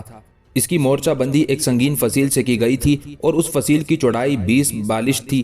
شہر کی گلیوں میں نالیوں کے ذریعے آب رواں گزرتا تھا۔ قریب ہی دریا سے پانی نکالنے کے لیے چرخیاں لگی ہوئی تھی۔ یہاں اس قدر انگور ہوا کرتا تھا کہ یہاں کلوں لگے ہوئے تھے، ہر وقت انگور کا رس نکالنے کے لیے انگور سے بھرے رہتے تھے۔ اس کے علاوہ بھی دوسرے میوہ دار درخت یہاں موجود تھے جن کے باعث یہاں ضروریات کی اشیاء سستی تھی۔ بالبک میں عجیب و غریب عمارتیں اور کھنڈر ہیں، ان کی شان اور پائیداری ملک در ملک مشہور ہے۔ ان میں سب سے عجیب 2 عمارتیں ہیں، وہ تماشا گاہیں خیال کی جاتی ہیں۔ ایک عمارت بڑی ہے، دوسری چھوٹی۔ ان کی نسبت کہا جاتا ہے کہ انہیں اللہ کے نبی حضرت سلیمان علیہ السلام کے عہد میں تعمیر کیا گیا تھا اور حقیقت میں اسے دیکھ کر آدمی دنگ رہ جاتا ہے۔ ان عمارات کی تعمیر میں 10-10 ہاتھ لمبے اور بعض جگہ اس سے بھی بڑے پتھر لگائے گئے ہیں۔ ایک حصہ اونچے اونچے کھمبوں پر اس طرح بنایا گیا کہ دیکھ کر حیرت ہوتی ہے۔ ایک مورخ یاقوت لکھتا ہے کہ بالبک کے حیرت انگیز آثار قدیمہ میں سنگ مرمر کے ستونوں کے عالی شان محلات آج بھی موجود ہیں۔ وہ لکھتا ہے کہ یہ شہر ساحل سے 36 میل کے فاصلے پر ہے۔ یہ بول دیوتا کے مندر کی وجہ سے بھی مشہور تھا، کیونکہ وہاں بول دیوتا کا مندر تھا اور اسی بول دیوتا کی وجہ سے ہی اس کا نام بالبک رکھا گیا، یعنی بول کا شہر۔ یہی مورخ لکھتا ہے کہ یہ شہر کبھی حضرت سلیمان علیہ السلام کے قبضے میں تھا، اس پر ان کی حکومت تھی، اور جب انہوں نے ملکہ بلقیس سے شادی کی تو یہ شہر انہوں نے ملکہ بلقیس کے جہیز میں دیا تھا۔ یہاں حضرت سلیمان علیہ السلام کا ایک محل بھی تھا جو ستونوں پر تعمیر کیا گیا تھا۔ یہاں ایک کوہستانی سلسلے کے اوپر یونانیوں کا ایک قدیم مندر بھی تھا، لیکن یہ شہر بول دیوتا کی وجہ سے مشہور تھا۔ بول دیوتا اس قوم کا بت تھا جس کی طرف اللہ کے نبی حضرت الیاس علیہ السلام کو مبعوث کیا گیا تھا۔ ایک اور مورخ دمشقی لکھتا ہے بالبک بہت قدیم شہر ہے جس میں حضرت ابراہیم علیہ السلام، حضرت موسیٰ علیہ السلام، حضرت سلیمان علیہ السلام اور یونانیوں کے زمانے کے قدیم آثار موجود ہیں۔ یہاں 40-40 ہاتھ اونچے ستون نصب ہیں۔ دمشقی یہ بھی لکھتا ہے کہ بالبک شہر کے ایک قصر کے اندر 3 پتھر اس قدر بڑے لگائے گئے ہیں کہ ان کی لمبائی 36 قدم اور ان کی موٹائی 2 قدم کے برابر ہے۔ وہ یہ بھی تحریر کرتا ہے کہ قصر میں ایک کنواں بھی تھا جسے بئر رحمت کہہ کر پکارتے تھے۔ لوگوں کا خیال تھا کہ امن کے زمانے میں اس کے اندر کبھی پانی نہیں ہوتا تھا، لیکن جب کبھی بالبک شہر میں جنگ ہوتی یا بالبک شہر کا کوئی محاصرہ کرتا اور مصیبت اور خوف کا وقت آتا تو یہ کنواں پانی سے بھر جاتا تھا، اور جب امن اور صلح ہوتی تو لوگوں کو کافی پانی دیتا رہتا تھا، مکمل امن ہوتے ہی پھر غائب ہو جاتا تھا۔ ایک دوسرا مورخ ابو الفضل اس شہر کے متعلق لکھتا ہے بالبک پہاڑی پر واقع ہے اور قدیم شہر ہے اور اس کی فصیلیں انتہائی مضبوط اور مستحکم ہیں۔ اس میں صاف نہریں، چشمے اور اچھی چیزیں موجود ہیں۔ مشہور سیاح ابن بطوطہ بھی بالبک میں داخل ہوا۔ وہ اس کی نسبت لکھتا ہے کہ یہ ایک خوش نما شہر ہے، یہ باغات اور خیابانوں سے گھرا ہوا ہے کہ دمشق کا مقابلہ کرتا ہے۔ یہاں خاص قسم کا مربع تیار کیا جاتا ہے۔ وہ اس طرح کے انگور کا رس نکال کر اس میں ایک صفوف ملا کر اسے گاڑھا کر لیتے تھے۔ ان دونوں چیزوں کو خاص طریقے سے تیار کر کے وہ شیرہ تیار کر لیتے تھے اور اس کے بعد اس میں پستہ بادام ملا کر ایک قسم کی شیرینی یا حلوہ بنا لیتے تھے اور اس کا نام انہوں نے ملبن رکھا ہوا تھا۔ بہرحال ارکا شہر کو تباہ و برباد اور مسمار کرنے کے بعد عماد الدین زنگی نے وقت ضائع نہیں کیا اور بڑی تیزی اور برق رفتاری سے اس نے اپنے لشکر کے ساتھ نصرانیوں کے شہر بالبک کا رخ کیا۔ بالبک شہر کے اندر اس وقت نصرانیوں کا ایک بہت بڑا لشکر تھا۔ اس کی تعداد اس لشکر سے بھی زیادہ تھی جو عماد الدین زنگی لے کر بالبک پر حملہ آور ہوا تھا، لیکن دشمن کی کثرت تعداد کو نظر انداز کرتے ہوئے عماد الدین زنگی اللہ کا نام لے کر بالبک شہر کے قریب آیا۔ آتے ہی نہ اس نے خود آرام کیا اور نہ اپنے لشکریوں کو سستانے کا موقع دیا، بلکہ شہر کی مضبوط اور مستحکم فضیل کے قریب آ کر اس نے شہر پر حملہ آور ہونے کا حکم دے دیا۔ یہ حکم ملنا تھا کہ اس کے مجاہد اس کے سرفروش بجلی کے کوندوں کی طرح حرکت میں آئے۔ گو شہر کی فضیل کے اوپر ایک بہت بڑا لشکر تھا جس نے تیر اندازی کرتے ہوئے مسلمانوں کو روکنا چاہا تھا اور کوشش کی تھی کہ مسلمان فصیل پر نہ چڑھ سکیں، لیکن مسلمانوں نے عجیب و غریب طریقہ استعمال کیا۔ انہوں نے اپنے سروں پر ڈھالیں باندھ لی، بڑی تیزی سے وہ فصیل پر چڑھ گئے۔ ان کے اس طرح فصیل کے اوپر چڑھنے سے فصیل کے اوپر نصرانیوں کا جو لشکر تھا وہ نہ صرف حیرت زدہ ہوا بلکہ خوف کا شکار بھی ہو گیا۔ مسلمان بڑی تیزی سے فصیل پر چڑھنا شروع ہوئے۔ فصیل کے اوپر جو نصرانیوں کے حفاظتی دستے تھے ان کے ساتھ ٹکراؤ ہوا اور انہیں بڑی تیزی سے مسلمانوں نے ختم کرنا شروع کر دیا، حتیٰ کہ عماد الدین کے کافی لشکری فصیل پر چڑھ گئے۔ جس حصے پر وہ چڑھے تھے وہاں کے نصرانیوں کا جو لشکر تھا اس کا مکمل طور پر خاتمہ کرنے کے بعد عماد الدین کے لشکریوں نے شہر کے اندر داخل ہو کر بڑی جانثاری، بڑی دلیری اور جرأت کا مظاہرہ کرتے ہوئے بالبک شہر کا ایک دروازہ کھول دیا۔ شہر کا دروازہ کھلنا تھا کہ ایک انقلاب برپا ہو گیا۔ عماد الدین اپنے لشکر کے ساتھ شہر میں داخل ہوا۔ جس وقت وہ شہر میں داخل ہوا اس وقت بھی شہر کے اندر اس کے لشکر سے زیادہ شہر کے محافظ موجود تھے، لیکن عماد الدین زنگی نے ان کی پرواہ نہیں کی، ان پر حملہ آور ہو گیا۔ اس طرح بالبک شہر کے اندر گھمسان کا رن پڑا۔ کچھ دیر تک ہولناک جنگ رہی جس کے نتیجے میں عماد الدین زنگی نے بالبک شہر کے اندر دشمن کا جس قدر لشکر تھا اسے کاٹ کر رکھ دیا اور بالبک شہر پر اس نے قبضہ کر لیا۔ یہ عماد الدین زنگی کی ایک بہت بڑی اور شاندار فتح تھی۔ بالبک شہر کو فتح کرنے کے بعد چند یوم وہاں قیام کر کے اس کے نظم و نسق کو درست کیا، شہر کی حفاظت کا سامان کیا۔ پھر اس نے بہت بڑا فیصلہ کیا اور وہ یہ کہ اس نے صلاح الدین کے باپ نجم الدین ایوب کو وہاں کا حاکم مقرر کر دیا۔ اس طرح عماد الدین زنگی نے اس احسان کا بدلہ خوب چکایا جو نجم الدین نے اس وقت عماد الدین زنگی پر کیا تھا جب عماد الدین زنگی اپنے لشکر کے ساتھ بغداد کی طرف سے پسپا ہو کر موصل کی طرف بھاگا تھا۔ وہ تقرید کے پاس آیا، دریا عبور کرنے کے لیے اسے کشتیوں کی ضرورت تھی جبکہ اس کے دشمن بڑی تیزی سے اس کا تعاقب کر رہے تھے۔ یہ نجم الدین ایوب ہی تھا جس نے عماد الدین زنگی کو کشتیاں مہیا کی۔ ان کشتیوں سے پل بنا کر عماد الدین زنگی اپنے لشکر کے ساتھ دریا کو عبور کر کے باحفاظت موصل پہنچنے میں کامیاب ہو گیا تھا۔ بعد میں حالات کی ستم ظریفی کی وجہ سے جب نجم الدین ایوب کو تقرید شہر کی عمارت اور حاکمیت سے محروم کر دیا گیا تب وہ بھی اپنے اہل خانہ کو لے کر عماد الدین زنگی کے پاس موصل چلا گیا تھا، اور اب اسی احسان کا بدلہ چکاتے ہوئے عماد الدین زنگی نے صلاح الدین کے باپ نجم الدین ایوب کو بالبک کا حاکم مقرر کر دیا تھا۔ جس وقت عماد الدین ارکا کو برباد کرنے کے بعد اور بالبک کو فتح کر کے بالبک میں قیام کیے ہوئے تھا، صلیبیوں نے اس کے خلاف ایک چال چلی۔ وہ اس طرح کہ اس سے پہلے جو فرانس اور قسطنطنیہ کا متحدہ لشکر عماد الدین سے ٹکرانے کے لیے آیا تھا اور عماد الدین نے اسے شکست دی تھی، اس شکست کے بعد فرانسیسی لشکر یروشلم کے بادشاہ بالڈون کی طرف چلا گیا، جبکہ قسطنطنیہ والے واپس اپنے شہر قسطنطنیہ چلے گئے۔ ان دونوں بادشاہوں اور حکمرانوں کی عماد الدین زنگی کے ہاتھوں شکست کی خبریں جب یورپ پہنچی تو جرمنی نے ایک بہت بڑا لشکر تیار کیا تاکہ عماد الدین سے صلیبیوں کی شکست کا انتقام لیا جائے۔ جرمنی نے قسطنطنیہ سے بھی رابطہ قائم کیا کہ جرمنی کے لشکر کے قسطنطنیہ پہنچنے سے پہلے قسطنطنیہ کا لشکر بھی تیار رہے۔ اس طرح جرمنی اور قسطنطنیہ کا متحدہ لشکر مسلمانوں کے علاقوں کی طرف بڑھے، ساتھ ہی تیز رفتار قاصد بیت المقدس یعنی یروشلم کے بادشاہ بالڈون کی طرف روانہ کیے، اور اس نے پیغام دیا کہ بالڈون اپنے لشکر کے علاوہ اس کے پاس جو فرانسیسی لشکر قیام کیے ہوئے ہے اسے بھی لے کر بحرین کی طرف بڑھے۔ جرمنی اور قسطنطنیہ کے لشکر بھی اسی علاقے کی طرف پیش قدمی کریں گے۔ اب بحرین وہ شہر تھا جو ان دنوں عیسائیوں کے تسلط میں تھا، وہاں ان کا پہلے سے ایک خاصا بڑا لشکر تھا۔ مورخین میں سے علامہ ابن اسیر لکھتے ہیں کہ بحرین پر صلیبیوں کے تسلط کی وجہ سے اس علاقے میں لوٹ مار اور راہزنی کی وارداتوں کی اس قدر کثرت ہو گئی تھی کہ دن کے وقت بھی کسی شخص کو اکیلے سفر کرنے کی جرت نہ ہوتی تھی، اور حلب کی طرف جانے والے راستے ویران ہو گئے تھے۔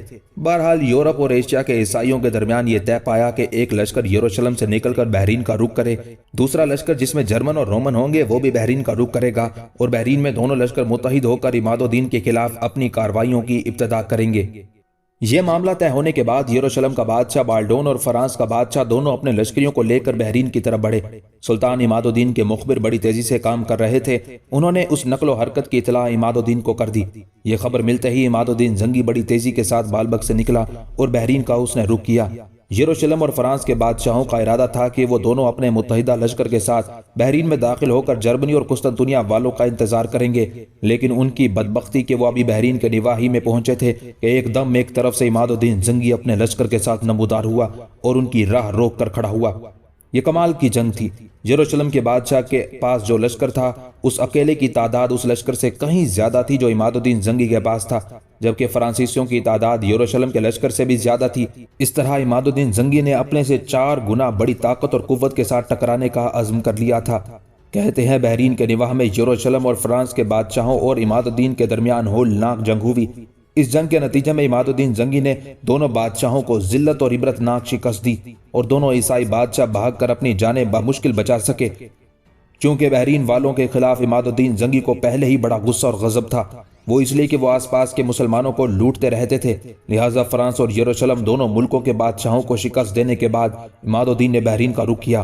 بحرین کا قلعہ بڑا مضبوط اور مستحکم تھا اور وہاں جو صلیبیوں کا لشکر تھا اس کو یقین تھا کہ عماد الدین زنگی بحرین کی فصیل کے ساتھ ٹکرا کر ناکام لوٹ جائے گا، لیکن یہ ان کی بھول اور غلط فہمی تھی۔ بحرین کے قریب آتے ہی عماد الدین نے شہر کا محاصرہ کر دیا۔ اس قدر تیزی سے اس نے حملے شروع کیے کہ بحرین کے اندر جو عیسائی تھے گھبرا اٹھے اور اس کے ساتھ ہی اپنے کئی حملوں کے باعث عماد الدین کے لشکری فصیل پر چڑھنے لگے۔ فصیل کے کئی برج گرا دیے۔ اس طرح فصیل کے ایک حصے پر انہوں نے قبضہ کر لیا۔ یہ قبضہ ہونا تھا کہ عماد الدین زنگی کے لشکر کا ایک بڑا حصہ فصیل پر چڑھ گیا اور فصیل کے اوپر جو بحرین کے صلیبی محافظ تھے ان کا خاتمہ کر دیا۔ اس طرح شہر کے دروازے کھول دیے۔ شہر کے اندر عیسائیوں کا جو لشکر بچا تھا اس پر سلطان عماد الدین حملہ آور ہوا اور مکمل طور پر ان کا صفایا کر دیا۔ اس طرح بالبک کے بعد بحرین پر بھی سلطان عماد الدین نے قبضہ کر لیا تھا۔ مورخین لکھتے ہیں کہ بحرین پر سلطان عماد الدین کا قبضہ ہونے کے بعد یہ علاقے پھر آباد ہو گئے۔ ہر طرف چہل پہل دکھائی دینے لگی، وہ اس لیے کہ بحرین پر مسلمانوں کا قبضہ ہونے کی وجہ سے آس پاس کے علاقوں پر ان کی لوٹ مار ختم ہو گئی۔ بحرین فتح کرنے کے بعد عماد الدین نے اپنے لشکر کے ساتھ مرات النعمان کا رخ کیا۔ یہ شہر کبھی مسلمانوں کا تھا لیکن بعد میں نصرانیوں نے اس پر قبضہ کر لیا۔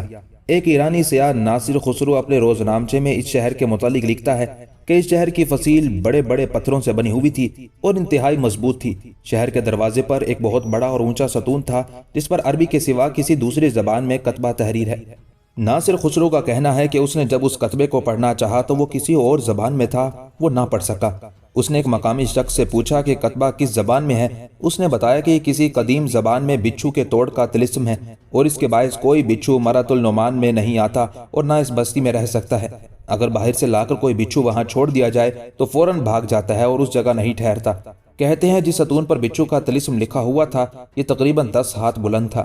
یہ مورخ مزید لکھتا ہے شہر کے وسط میں بلندی پر ایک جامع مسجد ہے جس کے چاروں طرف سیڑھیاں ہیں اور جس طرف سے بھی مسجد میں داخل ہونا چاہیں سیڑھیاں چڑھنی پڑتی ہیں۔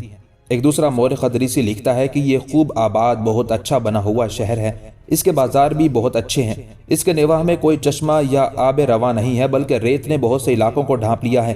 اس کے باوجود لوگ بارش کے پانی پر گزر کرتے ہیں، پھر بھی یہاں زیتون، انگور، پستہ بکثرت ہوتے ہیں۔ مورخ یاقوت لکھتا ہے کہ یہ شہر حضور صلی اللہ علیہ وآلہ وسلم کے صحابی حضرت نعمان بن بشیر رضی اللہ تعالیٰ عنہ کے نام پر موسوم کیا گیا تھا۔ پہلے اس کا نام ذات القصیر تھا، اسی جگہ ان کا انتقال ہوا اور وہیں وہ دفن ہوئے۔ مشہور سیاح ابن بطوطہ اس شہر کے متعلق لکھتا ہے کہ اس شہر میں حضور صلی اللہ علیہ وآلہ وسلم کے صحابی نعمان بن بشیر رضی اللہ تعالیٰ عنہ ہی دفن نہیں ہے بلکہ اسی شہر کے قریب خلیفہ عمر بن عبد العزیز بھی دفن ہے۔ بہرحال عماد الدین زنگی مرات النعمان پر حملہ آور ہوا۔ یہاں نصرانیوں کا جو لشکر تھا انہوں نے اس کی راہ روکنا چاہی لیکن ناکام ہوئے اور اپنے پہلے ہی حملے میں عماد الدین زنگی نے مرات النعمان کو فتح کر لیا۔ اس کے بعد سلطان نے ایک دوسرے شہر کفر تاب کی طرف بڑھا اور بغیر کسی مزاحمت کے اس کو بھی فتح کر کے وہاں نصرانیوں کا جو لشکر تھا اس کا بھی صفایا کر دیا۔ مورخین لکھتے ہیں کہ جب صلیبیوں نے مسلمانوں کے یہ شہر فتح کر کے ان پر قبضہ کیا تھا تو وہاں کے مسلمان باشندوں کو انہوں نے بڑی بے دردی سے تہہ تیگ کر ڈالا تھا، لیکن سلطان عماد الدین زنگی نے جب ان دونوں شہروں کو فتح کیا تو اس نے اسوہ نبی صلی اللہ علیہ وآلہ وسلم پر عمل کرتے ہوئے عیسائیوں کو عام معافی دے دی تھی، انہیں اپنا مال و اسباب لے کر ان شہروں سے نکلنے کی اجازت دے دی تھی۔ یہ اس کی فراخ دلی اور اس کی نرم روی کا ایک مظاہرہ تھا۔ جن دنوں عماد الدین زنگی مرات النعمان اور کفر تاب کو فتح کرنے میں مصروف تھا، صلیبیوں نے ایک بار پھر اس کی مصروفیات سے فائدہ اٹھاتے ہوئے اپنے لیے فوائد حاصل کرنے کی کوشش کی تھی۔ جرمنی، قسطنطنیہ، فرانس اور یروشلم کے بادشاہوں نے ایک متحدہ لشکر تیار کیا۔ ان کا ارادہ تھا کہ عماد الدین زنگی اپنے لشکر کے ساتھ مرۃ النعمان اور کفر تاب کو فتح کرنے میں مصروف ہے۔ اس کی غیر موجودگی میں مسلمانوں کے بڑے شہر حلب پر قبضہ کر لینا چاہیے۔ اس بنا پر یہ آگے بڑھے اور حلب کا محاصرہ کر لیا۔ حلب شہر میں اس وقت عماد الدین زنگی کا ایک نائب تھا، وہاں مسلمانوں کا ایک لشکر بھی تھا۔ اس نے خوب مزاحمت کی۔ اسی دوران عماد الدین زنگی کو بھی خبر ہو گئی، لہٰذا بڑی تیزی سے وہ حلب کی طرف بڑھا۔ دور تک پہلے نصرانیوں کے لشکر پر وہ حملہ آور ہوا۔ رات کی گہری تاریکی میں انہیں بدترین شکست دیتے ہوئے ان کو کاٹ کر ان کی تعداد خوب کم کی۔ اس طرح حلب سے باہر ایک بار پھر اس نے نصرانیوں کے متحدہ لشکر کو ذلت آمیز شکست دی اور وہ شکست اٹھا کر اپنے اپنے علاقوں کی طرف بھاگ گئے۔ عیسائیوں سے اپنے بہت سے شہر اور قلعے چھیننے کے بعد عماد الدین نے اب ایک بڑے اور انتہائی مضبوط و مستحکم قلعے پر حملہ آور ہونے کا فیصلہ کیا۔ تاریخ میں اسے الرحا بھی لکھا گیا ہے، اسے عدیثہ بھی کہتے ہیں۔ اس کا نام تاریخ کے اوراق میں عزا بھی لکھا گیا ہے۔ جس وقت یورپ کے سارے صلیبیوں نے ایشیا کے مسلمانوں کے علاقوں پر حملہ کیا تھا تو سب سے پہلے انہوں نے اسی شہر میں ریاست قائم کی تھی، اور وہاں ایک فرانسیسی حکمران تھا جس کا نام جوسلین ثانی تھا۔ کہتے ہیں مذہبی تقدس کے لحاظ سے صلیبی اور عیسائی اسے اپنا 5واں مقدس شہر خیال کرتے تھے۔ پہلے نمبر پر یروشلم کو سمجھتے تھے، دوسرے نمبر پر انطاکیہ، تیسرے نمبر پر روم، چوتھے نمبر پر قسطنطنیہ اور 5ویں نمبر پر وہ الرحا کو خیال کرتے تھے۔ یہ شہر میسوپوٹیمیا یعنی الجزیرہ کی آنکھ سمجھا جاتا تھا، اور صلیبیوں نے یہاں زبردست طاقت اور قوت جمع کر رکھی تھی۔ اس کے علاوہ جب کبھی مسلمانوں کی طرف سے شہر کو کوئی خطرہ لاحق ہوتا تھا تو یروشلم کا عیسائی بادشاہ بالڈون اس کی حفاظت کے لیے فوراً اپنے لشکر کے ساتھ پہنچ جایا کرتا تھا۔ عیسائیوں کی اسی ریاست کی وجہ سے موصل، بغداد، دیار بکر اور دوسرے نواحی مسلم علاقے مستقل خطرے میں رہتے تھے، لہٰذا مسلمانوں کو اس شہر کی جنگی اہمیت کا خوب اندازہ تھا۔ اس سے پہلے چھوٹے چھوٹے مسلمان حکمران اس شہر پر حملہ آور ہوئے اور اسے فتح کرنے کی کئی بار کوشش کی لیکن کامیاب نہ ہوئے، لیکن اس بار حملہ آور ہونے والا عماد الدین زنگی تھا جو دشمن پر آندھی اور طوفان کی طرح چھا جانے کا ہنر جانتا تھا۔ عماد الدین زنگی نومبر سن 1143 کو اس شہر کی فصیل کے قریب پہنچا۔ پہلے اس نے شہر کی مکمل طور پر ناکہ بندی کر دی۔ عماد الدین بڑا مہربان اور فراخ دل تھا۔ شہر کی ناکہ بندی کرنے کے بعد اس نے شہر کے فرانسیسی حاکم جوسلین کو پیغام بھیجا، میں نے شہر کی ناکہ بندی کر لی، یہ مت خیال کرنا کہ میں شہر کا محاصرہ ترک کر کے چلا جاؤں گا، اس وقت تک یہاں سے نہیں ہٹوں گا جب تک اسے فتح نہیں کر لوں گا، لہٰذا تمہارے لیے بہتر یہی ہے کہ ہتھیار ڈال کر شہر کو میرے حوالے کر دو۔ لیکن شہر کے اندر جو نصرانیوں کا لشکر تھا اس کی خاصی بڑی تعداد تھی، اور پھر شہر کے فرانسیسی حکمران جوسلین نے عماد الدین کی فیاضانہ پیشکش کو قبول کرنے سے انکار کر دیا اور اس کا مقابلہ کرنے کی تیاریاں شروع کر دیں۔ عماد الدین نے اب شہر پر تابڑ توڑ حملے شروع کر دیے تھے۔ 28 دن تک اس نے شہر کی ناکہ بندی کیے رکھی اور بار بار شہر پر حملہ آور ہو کر اس نے شہر کے اندر جو لشکر تھا اس کی تعداد کافی کم کر دی۔ آخر سلطان عماد الدین 30 دسمبر سن 1144 کو شہر میں داخل ہونے میں کامیاب ہو گیا اور اسے فتح کر کے اس پر قبضہ کر لیا۔ اس سے پہلے چونکہ یہاں کے عیسائیوں نے مسلمانوں پر بڑے مظالم کیے تھے، لہٰذا مسلمان لشکری ان سے انتقام لینے پر تل گئے تھے۔ شہر کے اندر جو صلیبی لشکر تھا اسے مسلمان لشکریوں نے ایک لمحے کے اندر گاجر مولی کی طرح کاٹ کر رکھ دیا۔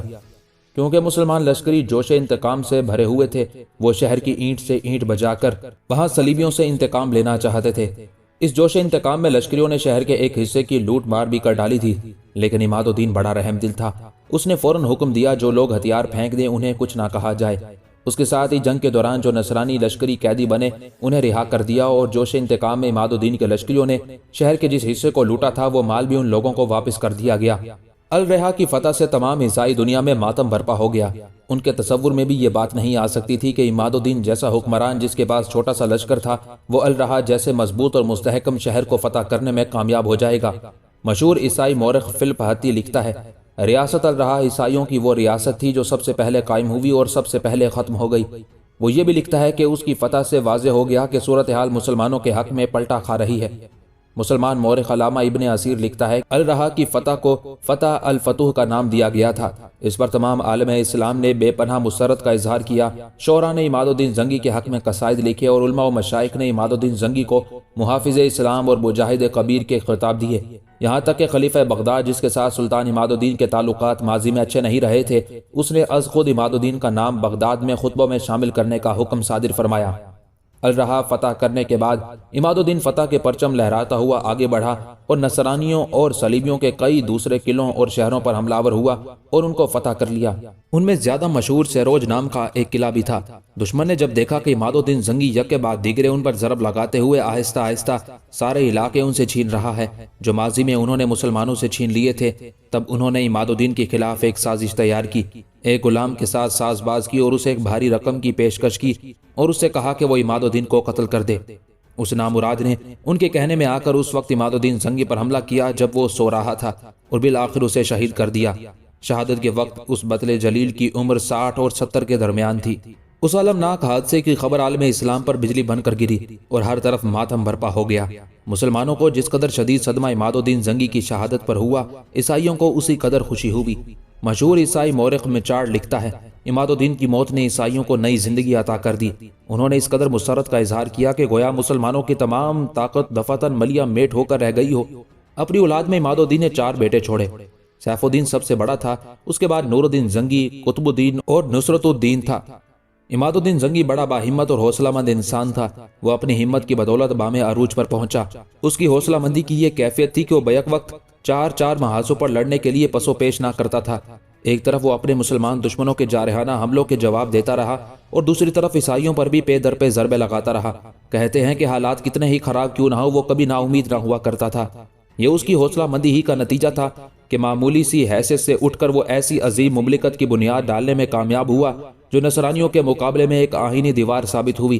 عماد الدین شہید کو اپنی رعایا کی فلاح اور علم و ہنر کی سرپرستی سے بڑی دلچسپی تھی۔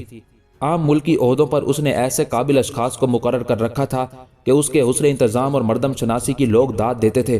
اس نے ایک نہر بھی کھدوائی جو کہ بڑی دور سے عرفات کے میدان تک پانی پہنچاتی تھی۔ اس کے علاوہ اس نے حاجیوں کی سہولت کے لیے مکہ معظمہ اور مدینہ منورہ میں کئی عمارتیں بھی بنوائی۔ مدینہ رسول صلی اللہ علیہ وآلہ وسلم کی حفاظت کے لیے اس نے شہر کے ارد گرد ایک مضبوط فصیل بھی بنوائی تھی۔ وہ ہر سال مکہ معظمہ اور مدینہ منورہ میں اس قدر روپیہ، غلہ اور کپڑا بھیجتا جو ان مقدس شہروں کے غربا اور مساکین کے لیے سال بھر کے لیے کافی ہوتا تھا۔ اس نے اپنے پاس ایک رجسٹر رکھا ہوا تھا جس میں اس نے ان تمام بیوہ، یتیموں و محتاجوں کے نام لکھے ہوئے تھے جن کی وہ مدد کیا کرتا تھا۔ عماد الدین شہید ایک راسخ العقیدہ مسلمان تھا اور احکام شریعت کی پابندی کرنے میں بڑی سختی سے عمل کرتا تھا۔ وہ میدان جنگ میں بھی نماز ترک نہیں کرتا تھا۔ اس نے اپنی سلطنت میں احکام شریعت سختی سے نافذ کر رکھے تھے۔ ہر شہر اور علاقے میں قاضی مقرر کیے تھے جو مقدمات کا فیصلہ کتاب و سنت کے مطابق کرتے تھے۔ اس نے جہاد فی سبیل اللہ کو اپنی زندگی کا مقصد اعلیٰ قرار دے رکھا تھا اور اس کی زندگی کا ہر لمحہ اللہ کے دین اور اس کے نام لیواؤں کی سربلندی کے لیے وقف ہوتا تھا۔ مورخین اسے اپنے دور کا سب سے جرأت مند، بہادر اور شجاع ترین مسلمان قرار دیتے ہیں۔ عماد الدین اپنی وسیع سلطنت کی نہایت مستعدی اور ہوشیاری سے نگہداشت کرتا تھا۔ اس نے سلطنت کے گوشے گوشے میں اپنے مخبر مقرر کیے تھے جو اس کو ہر قسم کی بڑی بڑی خبریں روانہ کرتے تھے۔ اس کے والی اور عمرہ اس کی اجازت کے بغیر اپنے علاقوں کو نہیں چھوڑ سکتے تھے۔ عماد الدین زنگی اکثر اپنے عمرہ اور علماء سے کہا کرتا تھا، ملک ایک باغ کی طرح ہے، جب تک باغبان اس کی آبپاشی، اس کی حفاظت میں سرگرم رہے گا وہ سرسبز و شاداب رہے گا۔ جو ہی اس نے غفلت کی، سارا باغ اجڑ کر رہ جائے گا۔ ایک دفعہ موصل میں قحط پڑ گیا تو جس قدر مال و متاع اس کے پاس تھا سب اس نے خیرات کر دیا۔ اس مصیبت کے وقت اس نے لوگوں کو قحط کا شکار نہ ہونے دیا اور نہ ہی اس نے موصل میں کبھی کسی کو بھوکا ننگا سونے دیا۔ اس کی شہادت کے بعد اس کی سلطنت اس کے 2 بڑے بیٹوں میں تقسیم ہو گئی۔ موصل کے گرد و نواح کا علاقہ بڑے بیٹے سیف الدین زنگی کے حصے میں آیا، جبکہ اس کے چھوٹے بیٹے نور الدین زنگی کو دوسرا علاقہ ملا۔ سیف الدین 44 برس میں وفات پا گیا اور اس کے بیٹے کی پرورش نور الدین زنگی نے کی۔ وہ بھی عین عالم شباب میں فوت ہو گیا تھا، لہٰذا سیف الدین کی اولاد میں کوئی نہ بچا۔ نور الدین زنگی نے اپنے دوسرے بھائی قطب الدین کو موصل کا حاکم مقرر کر دیا۔ اس کی اولاد موصل، سخارہ اور جزیرہ پر سال ہر سال حکومت کرتی رہی، جبکہ چوتھے بھائی نصرت الدین نے خاموشی سے ہی زندگی بسر کر دی۔ اپنے نامور باپ عماد الدین زنگی کی صحیح معنوں میں جان نشینی نور الدین زنگی کے حصے میں آئی۔ وہ صلیبیوں کے خلاف اپنے باپ سے بھی بڑھ کر خطرناک ثابت ہوا۔ جب تک اس کا بڑا بھائی سیف الدین زندہ رہا، دونوں بھائی مل کر باپ کے چھوڑے ہوئے علاقوں کی حفاظت کرتے رہے اور صلیبیوں پر حملہ آور ہو کر اپنے علاقوں کی حفاظت کرتے رہے۔ جب سیف الدین فوت ہو گیا تب نور الدین زنگی خاندان کی تمام شاخوں کا سربراہ اعلیٰ تسلیم کر لیا گیا اور عالم اسلام کے دفاع کی تمام تر ذمہ داری تنہا اس کے کندھوں پر آن پڑی تھی، اور اس ذمہ داری کو اس شیر دل فرزند نے بڑے احسن اور اچھے طریقے سے نبھایا تھا۔